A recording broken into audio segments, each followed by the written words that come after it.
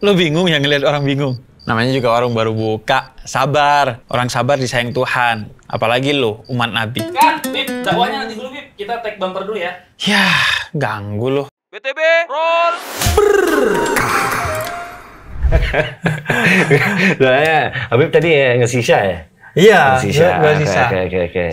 Setiap orang ini sih, kalau menurut gua punya caranya tersendiri lah ya. Kalau gua suka sisa karena sisa itu kita bikin sendiri. Jadi yang menentukan rasanya itu kita. Jadi gua ngelihat kayak perbedaan orang yang ngerokok pakai rokok yang udah jadi sama tembakau. Kalau tembakau tuh lebih bertanggung jawab aja. Lu kalau bikinnya gak enak ya jadi gak enak yang ngisap. Begitu juga sisa. Kalau kita bikinnya gak enak ya gak enak juga ininya. Aku jadi kebayang pas saat di Jamaica. Jadi ada salah satu musisi namanya Earl China Smith. Dia juga sempat main gitar untuk Bob Marley. Nah dia tuh hampir sepanjang tahun membuka halaman belakang rumahnya itu untuk semua musisi welcome. Gitu. Jadi aku sempat diajak sama teman-teman sana dan itu kabut. Berkabut. Dan kabutnya itu yang asap yang itu. Ini bakar sampah lah ya. Itu. Tapi kalau punya doi mirip kayak sisa. Gitu, makanya ketawa-tawa gitu. Iya. Dia emang berasap banget dia gitu. Kalau orang kalau nggak ngerti sisa pasti nganggapnya aneh-aneh. Nah, itu. Karena itu kan sebenarnya rokok Arab kan, tradisi Arab kan. Jadi orang banyak yang nggak ngerti dan awal-awal dulu, gue kan nyisa mungkin sudah 17-18an tahun. Awal-awal tuh masih dianggap yang aneh-aneh. Cuman kan ya saya tidak peduli dengan orang lain. Nah, selanjutnya gue sambil ngurusin toko gua dulu. Nah, lu bisa kalau mau sambil mau duduk-duduk yang lebih enjoy di tempat Gojek. Tempat Gojek. Di tempat ojek tuh. Nah, karena kebetulan gua kemana-mana pakai Yamaha. Jadi gua sediain tuh tempat teman-teman ojek buat nongkrong. Karena sekalian kalau kita tuh berdagang sambil berdakwah. Jadi tempat nongkrongan. Lu bisa sambil di sana. Gua mau rapi-rapiin dulu. Ya, sip. Oke, kita bakal jawab-jawabin dari teman-teman di grup WhatsApp. Siap. Biar dia gak gibah. Jadi ngomongin yang positif aja. Ini mic-nya tapi gue datangkan dari atas. Siap. Nah, ini teknologi. Wih. Di Jamaika gak ada beginian.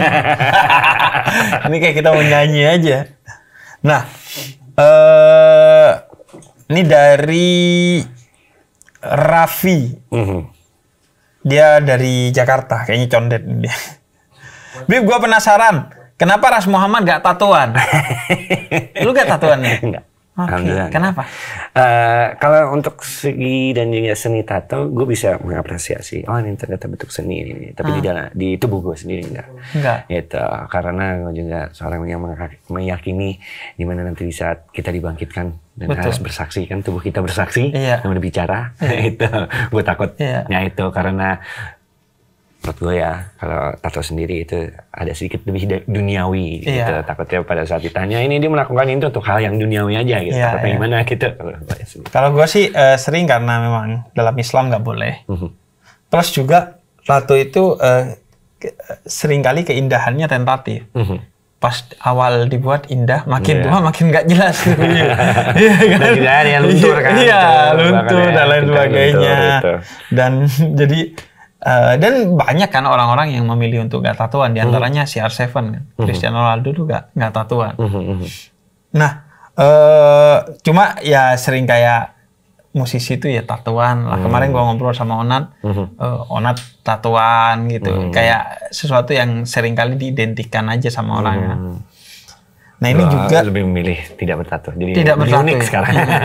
Gue sih tatonya di hati dan pikiran ya. Itu kan hal-hal yang positif ya. Maksudnya seni itu dari hati dan pikiran lah. Dan ini juga dari ini Popoy Bandung. Popoy. Kalau gue selamat saat kiamat, gue harus ngapain, Bib? Kata Nabi Muhammad, lo harus nanam pohon kalau ada bibit di tangan lo. Ada seorang datang ke Nabi Muhammad, kemudian dia bertanya, kapan kiamat? Kemudian kata Nabi, apa yang lo persiapkan untuk kiamat? Jadi nggak perlu tahu kapan kiamat, karena itu hak prerogatif Tuhan, rahasia Tuhan, hal yang gaib.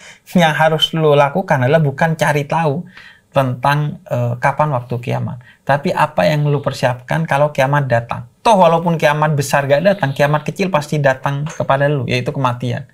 Jadi lebih baik positif dan konstruktif aja. Ya mempersiapkan. Dan di hadis yang lain Nabi katakan seandainya ada bibit di tanganmu dan sepersekian waktu lagi adalah kiamat, maka tanamlah ia. Jadi itu semacam tentang visi ekologi dalam Islam. Walaupun nggak mesti bibit tanaman ya, semua kebaikan yang ada di tanganmu, walaupun satu detik kemudian kiamat, lakukanlah kebaikan itu. Kalau bibit kanabis gimana? Kalau apa? Kalau bibit kanabis, ganja. Ya. Makanya itu kan sesuatu yang positif, yang ditanam. Kalau di negara kita kan kebetulan nggak boleh. Jadi ya udahlah ya, Anda cari bibit lain lah ya. Tapi kalau orang Madura tetap buka warung. Oh gitu. Walaupun kiamat sebentar lagi, mereka 24 jam, kiamat pun tetap buka setengah hari itu. Karena kerja mereka sebagai ibadah. Yang terpenting kan maksudnya. Jangan sampai ketika kiamat mau datang kemudian lu bingung dan akhirnya melakukan hal-hal yang sia-sia gitu. Lebih baik hal-hal yang positif, apalagi hal yang negatif lo mikirin, wah udah kiamat tapi gua belum maksiat lagi, gua belum ngerasain nikmatnya maksiat ini apa tuh. Jadi itu sebenarnya panduan. Belum buka botol atau apa ini. Ya itu dia. Mending kayak di film Titanic. Kalau musisi ya lo nyanyi aja menghibur orang yang sedang gusar. Tapi kayaknya lo kalau udah ada kabar misalnya, wah sekarang kiamat, lo nge-jamming kayaknya dimarahin orang sih. Kiamat lu masih regi lo. Ini dari Boih Bekasi. Gimana cara nyuci rambut gimbalnya? Penasaran sama rambutnya. Kalau gue sih biasanya handstand di atas ember. Wih, serius? Langsung di atas ember gimana? Lu dicelup, kayak teh celup. Biasa aja sih. Tapi lu tiap hari di sampoin? Seminggu sekali. Seminggu. Bau dong? Enggak ya? Enggak. Gue enteng banget higienis. Tongornya ya, bau ya. Sangat higienis. Oh iya. Sangat higienis. Oke. Berarti ini diurai kalau disampoin? Enggak usah diurai. Udah permanen gini. Ini lo bentuk atau emang kebentuk sendiri gini? Awal-awalnya itu disasak. Sebenarnya itu bentuk sendiri. Sekarang udah kebentuk sendiri. Iya. Ini berapa tahun nggak cukur? Maksudnya dari sebelum umroh tuh? Berapa ya? Dari tahun 99. Gila ya. Berarti 25 tahun ya? 25 tahun? Iya, 25 tahun udah menjadi rambut gimbal. Dan ini katanya lu juga nggak makan daging, bener? Waktu dulu. Oh dulu? Waktu dulu. Gak makin daging babi emang seharusnya. Tapi gue di Bali jadi peternak babi gue. Oh iya? Kirain gue. Gini makanya. Bingung ya. Lah, lu emang sempat ada momen gak makan daging? Iya. Berapa tahun? 14 tahun pas itu. Wow. Jadi sempat jadi pescetarian, vegetarian, dan kadang-kadang menjadi vegan. Gitu. Vegetarian gue tahu, vegan gue tahu. Apa satu? Pescetarian. Iya, pescetarian. Pescetarian itu lebih hanya seafood. Itu juga karena dari... Wah, aneh-aneh aja itu. Lagi coba-coba aja pas itu sih. Kembali lagi dari kultur Rastafari itu. Mereka sebutnya Aital. Apa? Sebutnya Aital. Apa tuh? Aital tuh bahwa mereka melihat tuh industri permakanan saat ini sebenarnya kan food is medicine kan sebenarnya. Yes. Ya, mereka sebutnya itu ada bilang let your medicine be your food and your food be your medicine. Jadi sebenarnya itu mereka lihat industri saat ini untuk secara mayoritas ya itu bahkan tidak sehat untuk kesehatan kita gitu. Jadi lebih baik menjadi yang lebih sustainable lah saat ini. Gitu. Gue ingat satu ulama yang dia bilang begini. Kalau René Descartes bilang aku berpikir maka aku ada, maka gue bilang aku makan maka aku ada. Keberadaanmu itu tergantung kepada apa yang kamu makan.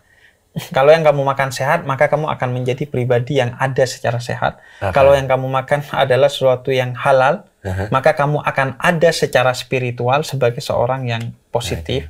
Jadi bukan hanya kesehatannya, maka sebagaimana kesehatannya, kalau lo makan sesuatu yang buruk, akan buruk bagi kesehatan lo. Sesuatu yang buruk juga secara spiritual atau haram lo makan, maka itu akan berpengaruh kepada diri lo. Di antaranya sih, orang yang sering makan sesuatu yang haram, dia akan cenderung kepada sesuatu yang negatif.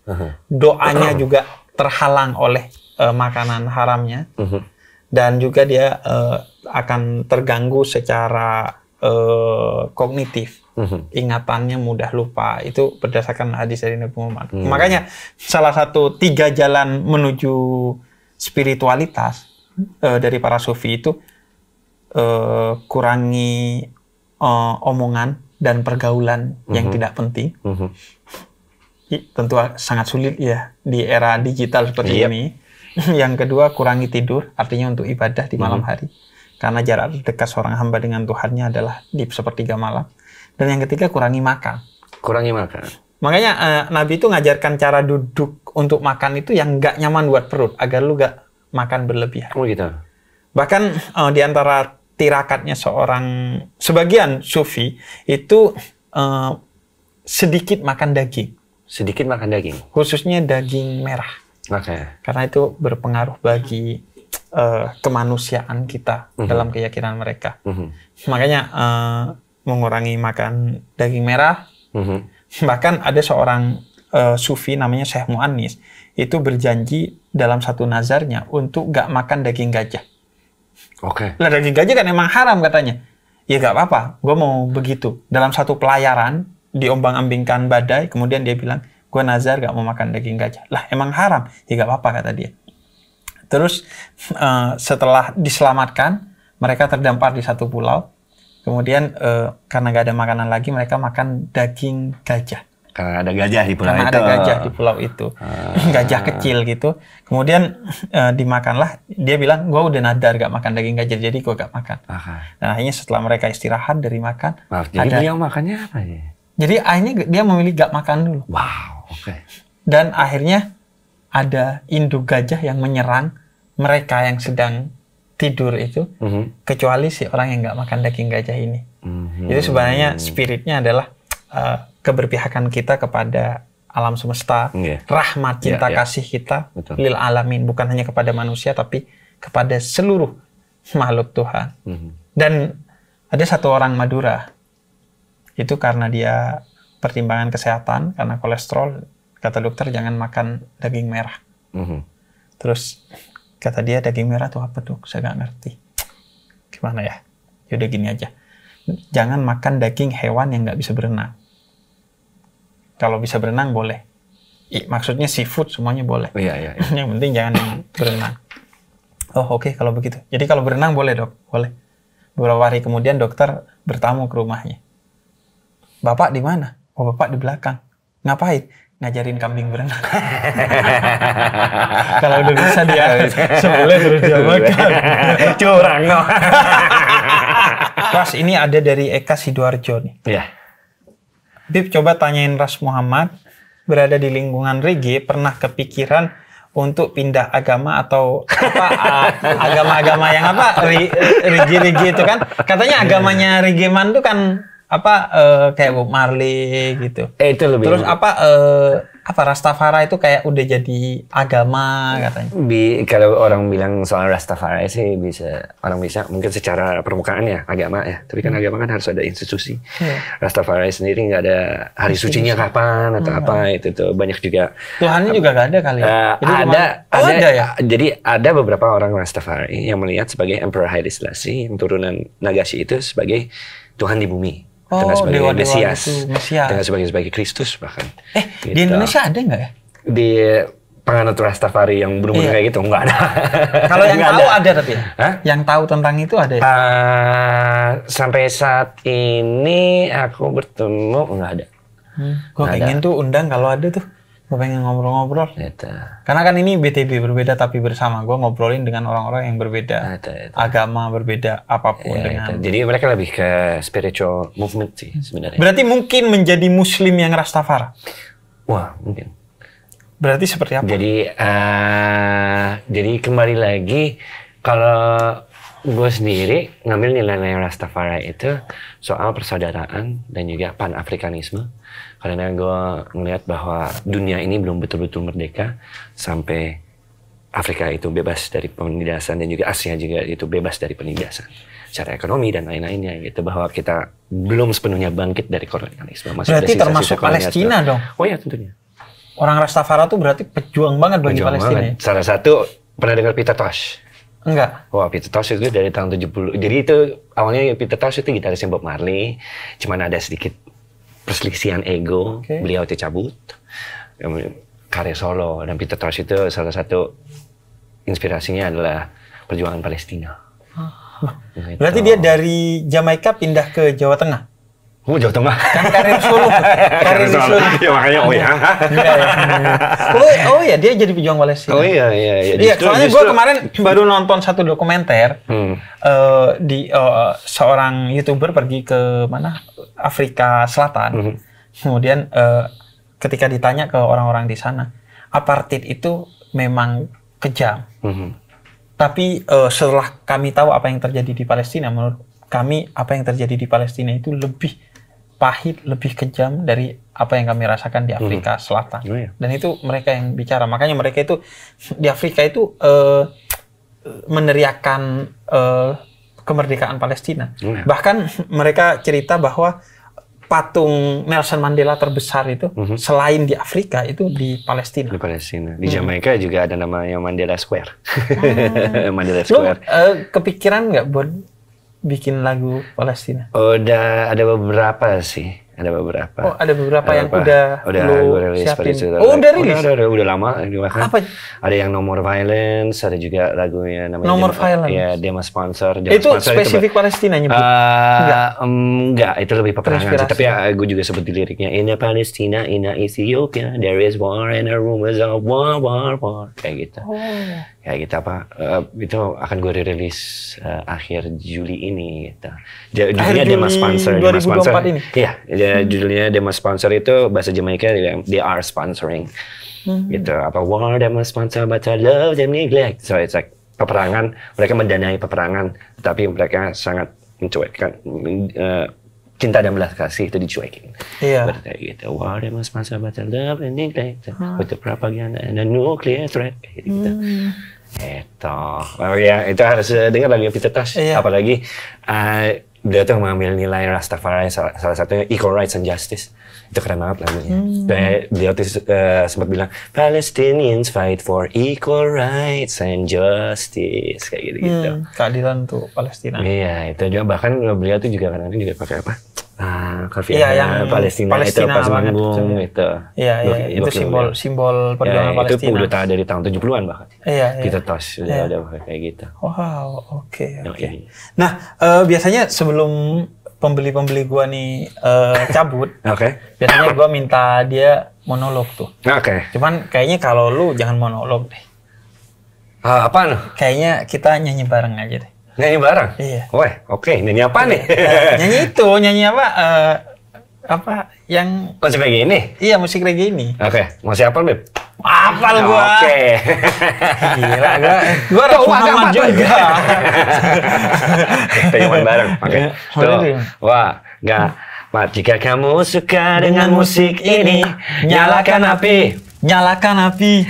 Kamu doyan dengan musik ini, nyalakan api. Nyalakan api. Asik kamu bergoyang dengan musik ini, sesuka hati, sampai mati. Ku takkan lepas dari musik ini yang abadi sampai mati. Inilah musik dari Jamaika yang dipopulerkan Bob Marley, yang dikenal oleh semua bangsa dan juga semua musisi. Reggae musikku, hey reggae musikku, reggae musikku, reggae musik yang kau dengar terus, reggae musikku, reggae musikku. Reggae musik yang kau jalani terus, maju.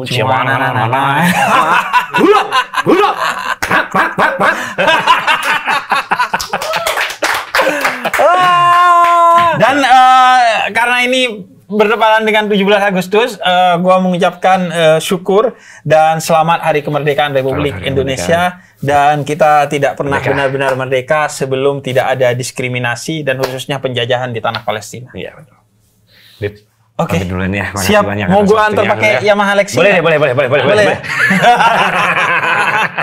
Siap. Ya, masih banyak, Bip. Oke, thank you. Salam. Gila, warung Madura emang berkah banget gua ketemu Ras Muhammad. Jangan-jangan besok gua ketemu Ras Yesus.